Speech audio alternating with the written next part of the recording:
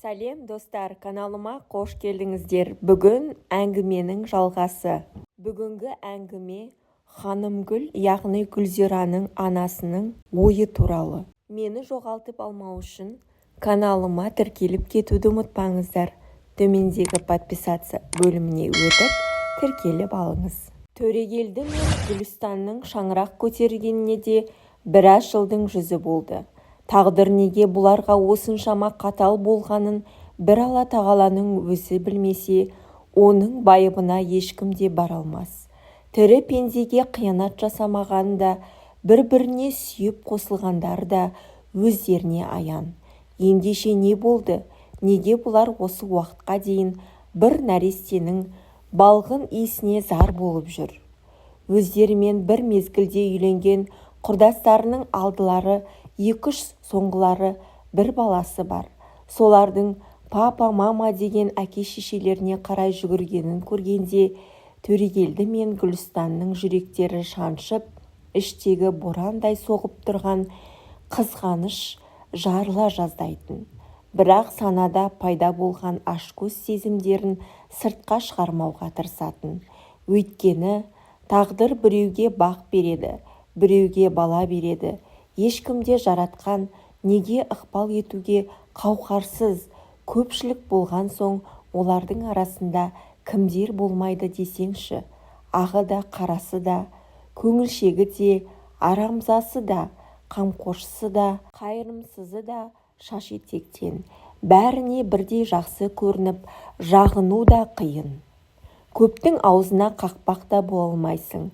Оттай лаулаған қызыл тілдер не айтам десе де ерік өздерінде. Өмірден ұрпақсыз өтіп келеді. Қаншама жыл өтсе де пұшпағы қанамай келе жатыр деп кейбір бейпауыз санасыз біреулер ащы тілдерін Гүлстанға бағыттаса, енді бір жойдасыз көргені жоқ көрсоқырлар белсіз ынжық неме бала таптыруға да қауқарсыз болғаның ба деп Төрегелдіге соқтығатындар да бар. Міне осындай адамның құлағынан кіріп, санасын жаншатын қадамдарыңды құрыстырып, қабағыңды тырыстыратын сөздерге ерлі сайыптының нысана болғандарына қаншама уақыт өтті. Бір-бірін жамандыққа қимайтын, кемшіліктеріне асқан төзіммен, жанашыр сезіммен, кең пейіл кешіріммен қарайтын оларға соңғы кезде осы әңгімелер ой тастап бір шешім қабылдауға мәжбүр еткен сияқты. Құрсын, дұшпандарға табалатын өмір бойы осылай жүре береміз бе? Гүлстан, жасымыз болса келе жатыр. Бір шикі өкпені иіскемей жүре береміз бе? Не істейміз? Маған әрине жұрттың сөзі ешбір әсер етпейді. Дегенмен ойланайық деп кешкі астарын ішуге отырған Төрегелді шай құйып отырған әйелі Гүлстанға қамыға қарағандай болды. Сонда не істеуіміз керек? Дәрігерге көрінсек қайтеді деп Гүлстан да күйеуінің ішкі сезімін түсінгендей байсалды жауап қатты. Қаншама жыл қаралмай жүріп, енді барамыз ба? Жоқ, болмайды. Бір-бірімізге кінә тағып, кейін ренжісіп жатуды хош көріп отырғам жоқ, деп Төрегелді қызыл шыраңқы келген қолаң шашты қыр мұрынды салқы төсті ажары бір басына жететін сүйкімді әйеліне елжірей қарады. Қара торы жүзді шашы бұйра келген үлкен қоңыр көзі қаншама нұрланып тұратын, бойы ортадан сәл биік шымыр денені жігіт те қыздар бірден назар аударатындай тым көрікті еді. Гүлстан күйеуінің сөз төркінін бірден түсіне алмай сұрақ қойды. Сонда не айтқың келеді, Төрежан? Мен түнде түс көрдім, Гүлеке. Сол түсім мені неше алуан қиялдарға жетеледі. Қандай түс? Жұмбақтамай айтсаңшы деп Гүлстанның құштарлығы белең алып бота көздерін күйеуіне аударды. Соны саған айтайын деп ойлап отыр едім. Бірақ алдын ала күштен бе деп Төрегелді келіншегіне ескертуде жасап өтті. Түсім жаман емес сияқты. Үйіміз сәбилі болыпты екен деймін. Бірақ ол баланы Алматыдан алып келген екен біз деймін. Аруақтар жол сілтеп, әйтеуір барған қадамымыз құр болмапты. Әзірше осы баланы місе тұтыңдар. Бірақ кейін екеулеріңнің қандарыңнан да сәби сүйесіңдер деп, бірақ сақалы төсіне дейін түскен кең қолтық ақ шапан киген еңгезердей қария осылай деп айтып кетті. О тоба, лайым сондайға жазсын деп, күйеуінің айтқан сөздеріне Гүлстан да маржандай тізілген ақ тістерін көрсете қуаныштан күліп жіберді. Менің де басыма соңғы кездерде осындай ойлар келіп жүреді, бірақ саған айтуға бата алмай жүргем. Мейлі, жұрт не айтса соны айтсын. Өстіп екеуміз бір-бірімізге қарап, дүниеден өтеміз бе? Тәуекел, Құдай бұл түсті тектен текке көргізіп тұрған жоқ. Мен бұл түсті бізге ақ жол сілтеген аруақтардың тілегі деп түсіндім деп, Төрегелді төре қабырғадан қалы кілемнің жоғары жағында қатар ілулі тұрған әкесі мен шешесінің портретіне қарады. Анау кісілер де біздің уақытты бос өткізіп жүргенімізді о дүниеде қаламай жатқан болар. Бәрінен де жастықтың да жасамыстықтың да бізге табаламай қарайтынын жүйкеге тиеді екен. Дүниеде шалыс баспайтын, қателеспейтін адам болмайды. Сондай сәттерде олардың бізді тұқыраттатын сөздері де даяр. Сол кезде жерге кіріп кете жаздайсың ғой. Әлгі таяқ еттен, тіл сүйектен өтеді деген мәтелдің мағынасын осындайда түсінесің. Енді көп таусыла бермей, бала асырап алудың қамына кірісу керек. Ағайыннан бала алудың қажеті жоқ. Жаман айтпай жақсы жоқ, ертеңгі күні баламды қайтарып бер деп қиғылық салса, дауылдың көкесі сонда болады. Сондайды болдырмау үшін көз көрмейтін, құлақ естімейтін жерден алу керек. Тілі басқа, діні бөлек, тіпті сонау Америкадан да келіп алып жатқанын газеттен оқып, телевизордан көріп жүрміз ғой. Асырауын асырап алса да, сол жаққа апарып ұрып соғып өлтіріп те жатқан көрінеді. Обал сауабы соларды сатқан адамдарда болсын. Құдай ондайдың бетін әрі қылсын, деді Төрегелді ашуға мінгендей. Өңі бозарып, қажет болса біз сияқты баласы жоқ пақырларға неге бермейді? Баласыз отбасылар Қазақстанда аз ба? Кейде осындай сорақылықтарды естіп білгенді қаның қайнап кетеді екен. Намыстан жарылып көрге кіре жаздайсың. Жарайды, ашуланба төрем. Біз соларға бала іздеп барып, олар бізге бермей қойған жоқ қой. Несіне таусыламыз, бәрінің де реті болады. Жаңағыдай түс тектен текке кіріп отырған жоқ. Оның артында бір ізгілікті нышан жатыр деп Гүлстан күйеуін сабырға шақырды. Бұдан басқа да көріп отырған құқықайымыз аз ба? Мен соңғы кездерде осындай сөздерге етім үйреніп кеткен сияқты. Қанша дегенмен өзіңнің қаракөз қандастарыңның мұхит асып атасы басқа біреудің баласына айналғанына жүрегің еріксіз сыздайды екен. Балғын сәбилерді сату да бизнеске айналған көрінеді. Олардың көз жастары жібермейді ғой. Жарайды, бұдан әрі бұл әңгімені доғарып, енді алдағы болатын істің жөніне көшейік. Өзіміздің жақын достарымыз, ағайындарымыз бар. Солармен де ақылдасып көрейік. Әрине, кеңесіп пішкен тол келте болмас деген мәтел бар емес пе?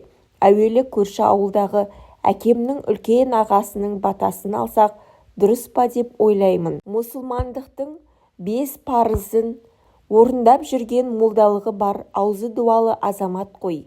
Ақылын айтып, ақыл батасын берер деп Гүлстан сен бұған не дейсің дегендей күйеуіне қарады. Бұл сөзіңді құбалам. Ол кісіге барып сәлем бермегенімізге де біраз уақыт болып қалды. Кейде сенің басың қатты жұмыс істеп кетеді деп Төрегелді жадырай күлді. Гүлстан күйеуінің ашуы ұзаққа бармайтынын ежелден білетін. Солай Төрегелді мен Гүлстан үлкен ағасына барып батасын алды. Сөйтіп олар ойлана бастады. Енді қанша айтқанмен баласыз өмір сүре алмаймыз ғой. Бұл біз үшін шешілген мәселе. Бала асырап алу да оңай шаруа емес екен. Мен анау мектептің қасында тұратын ауыл әкімшілігінде істейтін орыс әйелмен жақында әңгімелестім. Ол үшін біраз справка жинау керек екен, әртүрлі мекемеден. Оның тізімін алдың ба? Алдым, деді Гүлстан. Қазіргі сәтте манадан бергі түнерген жүзі сәл ашылғандай болып, сен менсіз-ақ шаруаны бастап жіберген екенсің ғой деп күлді күйеуі. Енді уақытты оздырмай іске кірісу керек. Менің басыма тағы да бір ой келіп тұр. Төреш, тағы не боп қалды? Жұмбақтамай бәрін айтсайшы. Осылай тұрғанда ойы бөлініп кетті. Қойшы, сосын айтам, деді. Бұл да бір жақсы жаңалық екен деп Төрегелді жымиып күлді. Осыдан кейін 3-4 күн өтті. Ерлі-зайыпты барлық шаруаларын тап-түйнектай ғып бітірді де, шығыстан таң арайланып атуға таяғанда машиналарына отырып Алматы қайдасың деп тартып кетті. Гүлзира шешесі Ханымгүлмен сөйлескеннен бері пәс көңілі көтеріліп, жүзіне қан жүгіріп, көптен бері басына түскен қайғы біржолата сейіліп кеткендей болды. Шіркін, жаныңды өзіңнен де артық түсінетін бұл дүниеде бір-ақ адам бар ғой. Сені дүниеге әкеліп, ана сүтін емізіп, бесікте тербетіп, үлде мен бүлдеге орап, мәпелеп өсірген анадан артық кім бар? Бұрын жанарынан қайғы мен мұң, жасы парлаушы еді. Енді телефоннан ананың жұмсақ даусын естіп, оның ыстық лебізін сезінген соң жанарынан қуаныш жасы төгілген. Даусын шығармаса да басын жастыққа салып біраз уақыт үнсіз егілген еді. 3-4 күн оған бір ғасырдай ұзаққа созылды. Дегенмен анасын жақын уақытта көріп қалатынына көзі жеткен қыз өзінің нәрестесі туралы көп ойламауға тырысты. Бірақ өз ойына өзі иелік ете алмай, сәбидің шырылдаған даусы құлағына ызылдай еніп, оны тағы да бір тосын ойға жетелейтін. Содан соң қиялын басқа арнаға еріксіз бұратын. Шырылдаған сәби даусы бұл қайда жүрсе де, қай уақытта болса да әйтеуір тауып алатын. Міне осындай күндердің бірнешеуі өте шықты. Ақыр аяғы тағдыр оны шешесімен жүздесуге жазған екен. Пойыз келетін уақытта барып анасын вокзалдан күтіп алды. Қызының жағдайына Ханымгүл де қапаланып, хат алған күні жүрегіне біреу қанжар сұғып алғандай болған. Содан бері оның да жағасы жайлаудан көшіп, қыстың қақаған аязына тап болғандай күй кешкен. Бірақ ішінде ұялаған ызғарды күйеуіне де, ұлдары мен келіндеріне де сездірмеген еді. Енді міне қызының жылаудан көз ашпаған бозарған жүзін көріп, ананың көзінен жас еріксіз шығып кетті. Әрине, көпшілік орында дауыс қылудың жөні де жоқ еді. Оған жететін себеп те жоқ болатын. Тек вагоннан жерге түсесін, ана мен қызының құшақтары айқасып көпке дейін жазылмаған. Әйел жүректері бір-бірін үнсіз түсініп, бір-бірімен дыбыссыз тіл қатысып тұр еді қазіргі сәтте. Шілденің күні, бойғы жер, дүниені қуырған аптаның күн батуға шақ қалса да, қайтар түрі жоқ. Осыдан 3-4 күн бұрынғы жарты күн бойы кеткен қалың нөсердің қазір ізі де қалмаған секілді. Ауаның қапырығы мен көше-көшедегі құмырсқадай қаптаған үлкен кішілі көліктерден бөлінген улы түтінде қолқаны қауып, таза ауаны бүлдіргіп тынып жатыр. Қала жұртшылығы бұған әлде қашан үйренген. Үй айналасында әлде қашан шаншар жер қалмаған тәрізді. Подъезд алдындағы алаңша да әрбір үйдің ортасындағы жолдардың шеттерде жеңіл машиналарға лық толған. Күндіз түні машина даусынан жақын маңайдағы үйлерде тұрып жатқан адамдар әбден зәрезап болған. Көлігі барлар бұл жағдайға әлде қашан үйренген. Гүлзира екеуі кешкі серуенге қаланың оңтүстігіндегі үлкен даңғылдың арғы жағында жаңадан ашылған саябаққа бет алып келеді. Соған жеткенше Ханымгүлдің көзіне түскен жол бойында қаз-қатар тізілген сансыз көлік. Қала халқы әлде қашан байып алған екен деп ол бұрын өзі көріп білмеген неше алуан шетел көліктеріне қарады. Тіпті әр үйде 2-3 көліктен бар-ау деймін. Бар мама, баласы да, қызы да, әке-шешесі де бір-бір көліктен мінетін семьялар мұнда аз емес. Сонда бұлар ақшаны қайдан алады деп Ханымгүл тағы да қызына аузын ашып қарап қалды. Біз енді ауылда тұрып мал өсіріп, кәдімгідей еңбек етіп, ақша тауып жүрміз. Мына жерде тіпті мал жаятын ұлтарақтай жерде жоқ қой. Шешесінің аңқаулығына Гүлзира еріксіз күліп жіберді. Көп уақыттан бері қызының рахаттана күлгені де осы еді. Қазіргі анасын серуенге ертіп шыққан бар мақсаты болған оқиғаның бәрін жасырмай Ханымгүлдің алдына жайып салу еді. Осы ойын анасы да түсінген тәрізді. Екеуі саябақты аралап, көк майса шөпті, жап-жасыл ағаштарды кешкі күннің шапағымен нұрланып, айналасына ал-қызыл реңк беріп, құлпырып тұрған раушан гүлдерді қызықтай тамашалап келе жатқанда, анасы қызының жанын жасытпайын дегендей Гүлзираның батар күннің алтын сәулесі сүйген жүзіне елжірей қарады. Айта бер қызым, мен де сенің тағдырыңмен жете танысайын, өзіңнің қайғы мен мұңыңды бөлісейін деп келіп отырмын. Перзентке қашанда ана жақын екенін басыңнан мұндай оқиға өтпесе сезбесте едің ғой. Сенің тағдырың менің де жүйкемді тоздырып, жүрегіме шаншудай қадалып отырғанын несіне жасырайын. Әйел болған соң бәрін де білгім келеді. Тағдырыңа бойлап енгім келеді. Деп Ханымгүл анадай жерде дән шоқып жеп жүрген екі торғайға қарады. Біреуі үлкен торғайда, екіншісі шағындау келген. Мүмкін балапаны шығар. Гүлзира өткен өміріне шегініш жасағандай бірсыпыра уақыт үнсіз отырды да, содан соң қараңғылық басып бара жатқан аспанға қарап алып әңгімесін бастап кетті. Жазғы сессия басталған шақ еді. Студент қауымы үшін бұл бір жауапты кезең. Тойып тамақ та ішпейсің. Алшаң басып қыдыруға да қыдыра да алмайсың. Екі көздері аспаннан кешке дейін кітапта. Жарты жыл бойы алған білімдерінің нәтижесін қорытындылайтын емтихандар да жақындап келеді. Кейбір студенттер кітапханаларға ағылса, олардың тағы да біраз тобы қапшықтарын көтеріп, табиғат аясына жанға қуат пана іздеп, Алатаудың бөктеріндегі сай-салаға ағылады. Жылдағы кәде осы. Гүлзира мен қасындағы курстас екі қыз табиғатқа барып таза ауа жұтып, дастархандарын жайып таяу жерде ақ моншақтан шашу шашып жатқан өзенге бет қолдарын жуып, жамылғыларын осыған таяу дәу қарағаштың аясына жайып тастап, сабаққа дайындалуды көптен бері дағдыға айналдырған. Міне бүгінгі күнде жаймашуақ қалыпты. Үш қыз өзендеріне бұрыннан таныс болып қалған Алма Арасан шатқалына, екке айырылған үлкен сайдың оң жағына қарай ойысып, төмен қарай тулай ағып жатқан өзеннің жағасына таяу келіп орналасты. Айнала жап-жасыл, ұшар басы аспанмен тілдескен терек. Қарағаштар жаздың ыстық күнінен қорғап әр жерге көлеңке түсіріп тұр. Айналаның біраз жерін жасыл шөп көмкерсе де, өзенге демалатын адамдардан қалған қоқыс жеріне таяу алаңқайларды қоқыстан тазартып, әлденен уақыттан кейін жаймаларын жайып, ағаш түбіне мұқият орналастырып, өздері де соның үстіне жайғасқан. Түстен кейін бұл аймақ дем алушы серуен құрушыларға сыймай кетеді.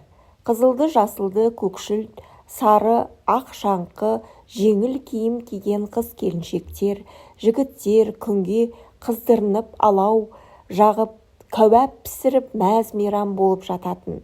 Өзен суды дене тітіркендіретіндей мұздай болғанымен кейбір 100 грамнан сілтеп алғандары бұған қарамай суға күмп беріп бір шомылып алғанды рахат көретін сияқты. Содан соң қара көзілдіктерін тағып алып, кітап, газет, журнал оқуға кіріседі.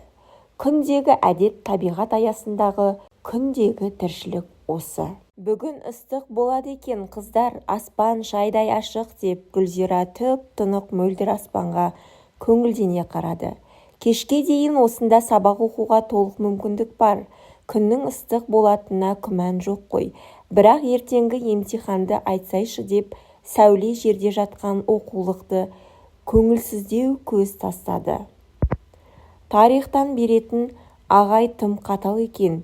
Кеше қарсы группадан 6 студентті бір-ақ құлатты. Олай болмау үшін қыздар, кешке дейін тапжылмай жатып дайындалуымыз керек. Мен тарихты өте жақсы көрем. Тіпті тарихи романдарды жата жастана оқитынымды өздеріңде көріп жүрсіңдер ғой. Қыздар жатақханаларынан алып келген азын-аулақ тағамдарын жеп, термостағы ыстық шайды іше отырып, ертеңгі болатын емтихандарына қызу дайындала бастады.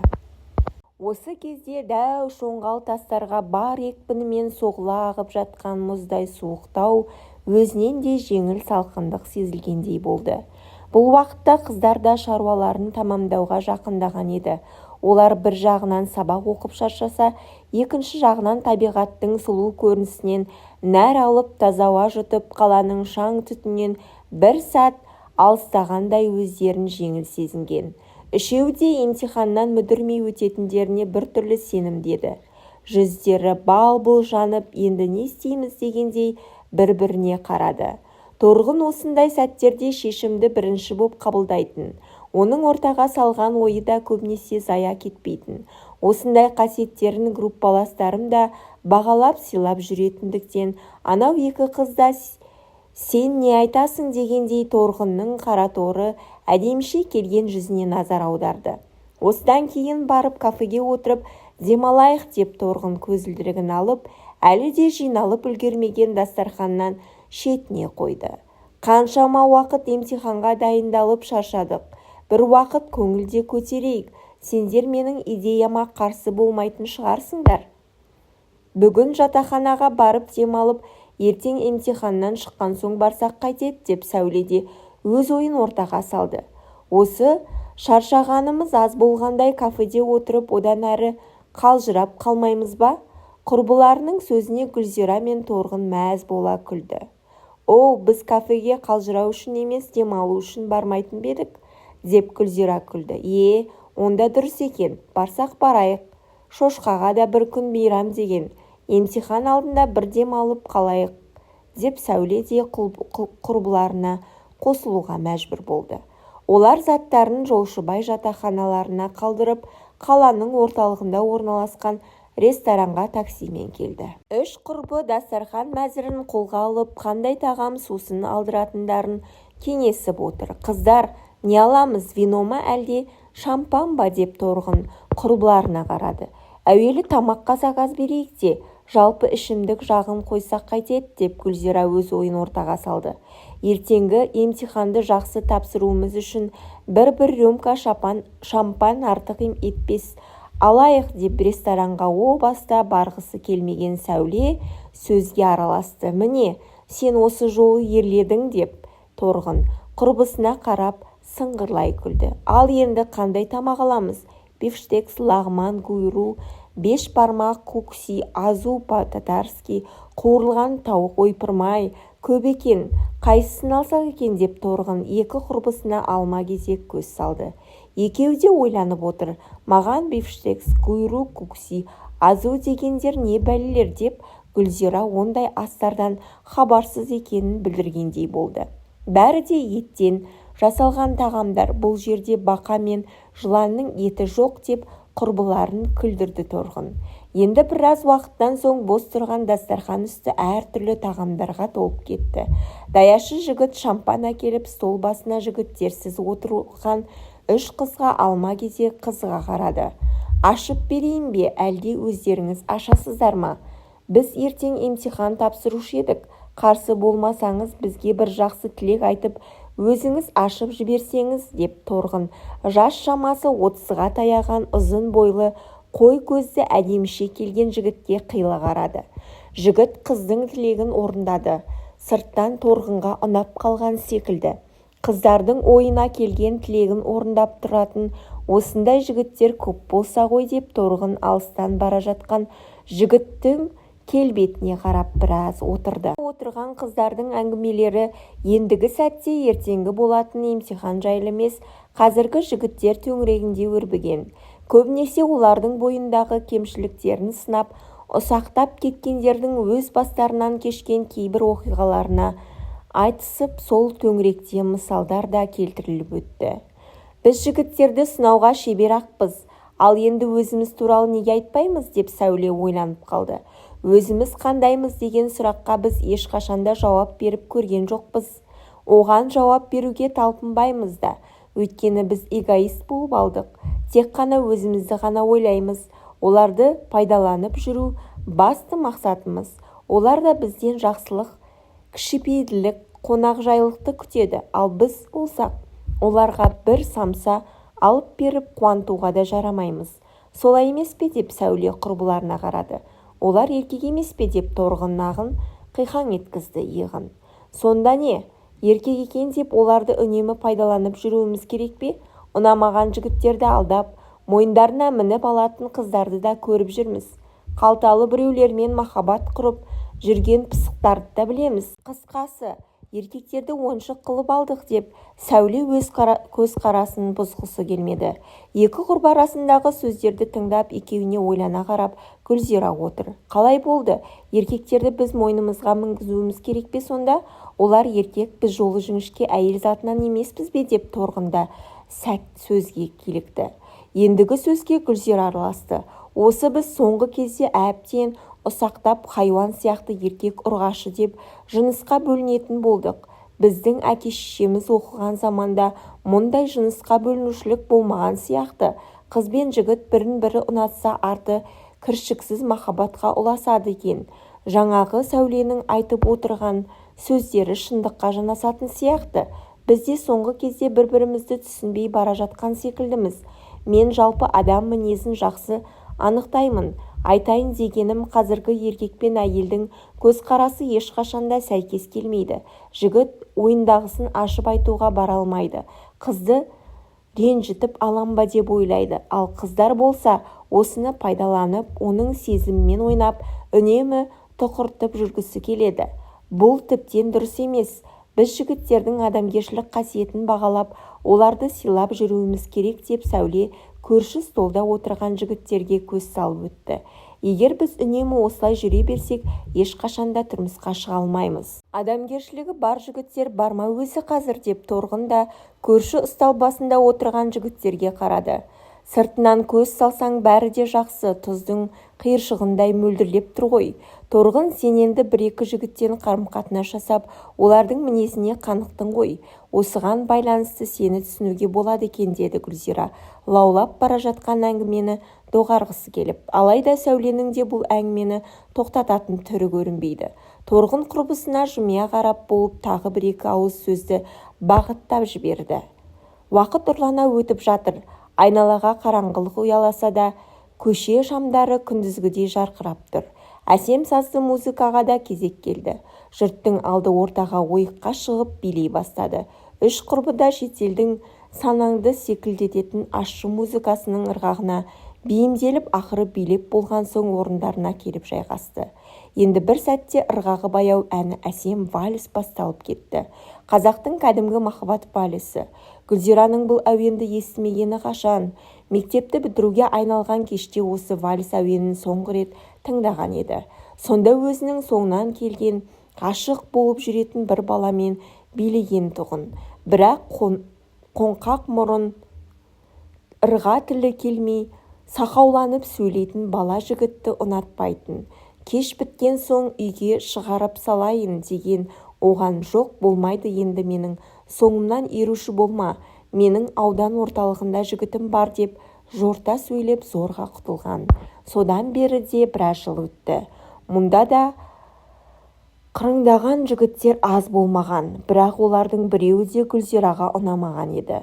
Манадан бері көрші стол басында осылай қарап отырған қызыл шырайлы мұртты жігітті неге екені белгісіз назары еріксіз ауа берген. Жаңағы қыздар арасында болған әңгіме кезінде де осы жігітке ұрлана көз тастап, іштей оны ұнатып отырғанды. Жігіттердің де студент екені сырт пішіндерінен білініп отырған сияқты. Анда-санда олардың әңгімелерінен мұғалім, зачетка, емтихан деген сөздер еміс-еміс естіліп қалып отыр. Вальстің әсем ырғағына қосылып, жастар жағы жұп-жұп болып билей бастады.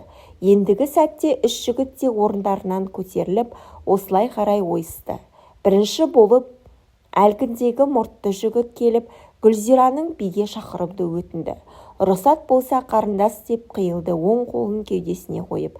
Қыз іштей қуанып кетті. Оның манадан бері күтіп отырғаны да осы сәт еді.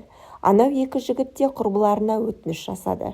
Сөйтіп үш жұп әсем музыканың ырғағына елтиіп билей бастады. Күлгін жарық орнап, зал іші ала көлеңке тартты. Әр жұп өздерімен өздері болып, бір-бірлерімен сырласа бастағандай қолайлы жағдай туған. Жігіт сырт көзге сыпайы көрінді. Аздап әтір сеуіп алған екен, мұнысы да Гүлзираға ұнаған сияқты. Жігіт жақындаған сайын қызды да магниттей тарта түседі. Есіміңіз кім, қарындас деп үнемі үнсіз болуды қаламаған жігіт сұрақ қойды. Гүлзира деп сыбырлады қыз. Менің атым Жантас, есіміңіз қандай әдемі? Бірінші рет естіп тұрмын. Солай ма? Қазақ қыздарының ішінде екеуінің де біреуі Гуля ғой. Мені де құрбыларым осылай атайды. Гүлден басталатын есімдердің барлығы осылай атау модаға айналып кетті ғой. Бірақ сіздің есіміңіз толық атауға тұрарлық екен деп жігіт қызға қарап жымиды. Осы сәтте Гүлзираға Жантас манағыдан да сүйкімді болып кеткен сияқты. Рахмет деп Гүлзира да жігіттің сөздерін ұнатып қалды. Студентсіз ғой? Иә. Қайда оқисыз деп жігіттің қыз туралы білуге құштарлығы арта түсті. Казмуде. Болашақ тарихшымын. Грантсыз ғой? Иә, ертең емтихан. Емтихан деп таңданғандай болды жігіт. Сіздер емтиханнан бір күн бұрын кафеге келіп демалады екенсіздер. Ал біз емтихан тапсырып, жақсы бағаларымызды жуып отырмыз. Бақытты екенсіздер. Құттықтаймын. Достар, әңгімені осы жерден үземіз. Келесі әңгімені ары қарай екеуінің арасында не болғанын білгілеріңіз келсе, төмендегі подписаться бөліміне өтіп, тіркеліп кетуді ұмытпаңыздар. Келесі кездескенше.